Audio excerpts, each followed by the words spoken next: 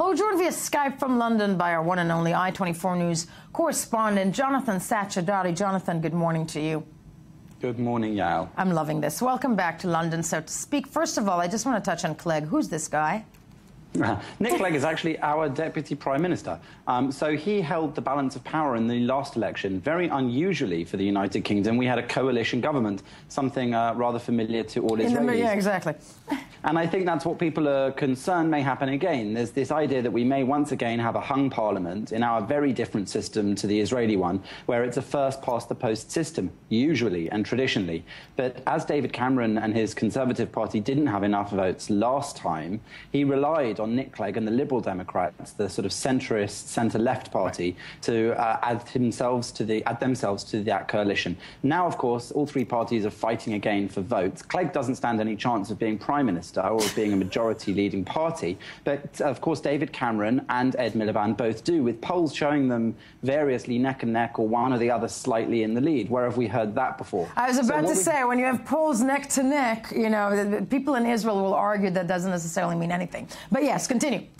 So that's it. We've got these polls. It's early days. The campaign officially started yesterday, but again, in a little bit of a change for the United Kingdom. This day was no surprise. The Prime Minister traditionally goes to the Queen for that audience to ask her to dissolve Parliament so that an election can be held. But when they formed that coalition 5 years ago, they actually made an agreement and put in law the date of the next election, the 7th of May. And so we've all known this was coming for some time. So while the election campaign started officially yesterday with the bickering and backbiting between the different leaders, as is usual in any country, we have actually been aware of this coming for some time, and the campaigning has been going on for months. Clearly, it's been going on for months, and, you know, we all know now that Ed Miliband, I believe, has, what, 2 bathtubs? But that's... Kitchens. Two kitchens. I'm sorry, I'm confusing my Italian bishops with Ed Miliband. That said, we are looking straight, though, at, I think the most interesting question for people is what David Cameron is trying to push. Let's say in the event that he is re-elected.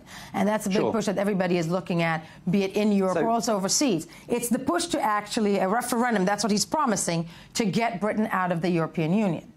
So Cameron's not hoping to get Britain out of the European Union. He's hoping to give people the choice themselves, whereas Miliband has said that he doesn't even want to give people that choice because he's so sure that we shouldn't leave the European Union. However, this isn't really the only issue in the debate here. We've got David Cameron launching his official campaign yesterday on the steps of Downing Street by saying that it was a clear choice between him and Ed Miliband. Whoever you voted for, one of those two will be the Prime Minister. And he said that Ed Miliband will bring chaos. He said that Ed Miliband is weak. He said that Ed Miliband will not be able to help keep the country going in the way that he says that he and the Liberal Democrats have done.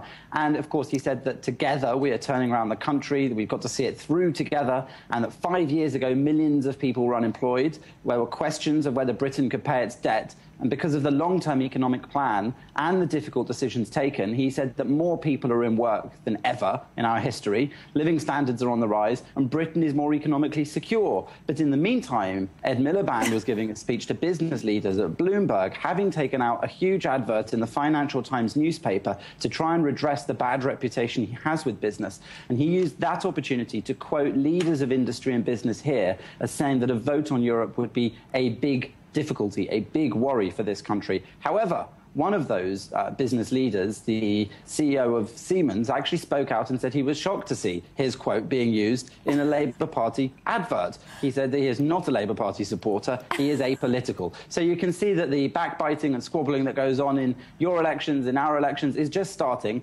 and we will be seeing much more of this until the 7th of May when people go to the ballot box. Clearly, it always is exciting, and it's always much exciting to watch it in a different country. But that said, you know, when it comes to that referendum, as somebody who lives in the UK in a short time that we have, the British citizen, where are they leaning to when it comes to, you know, the EU, the European Union, Britain's stand in it?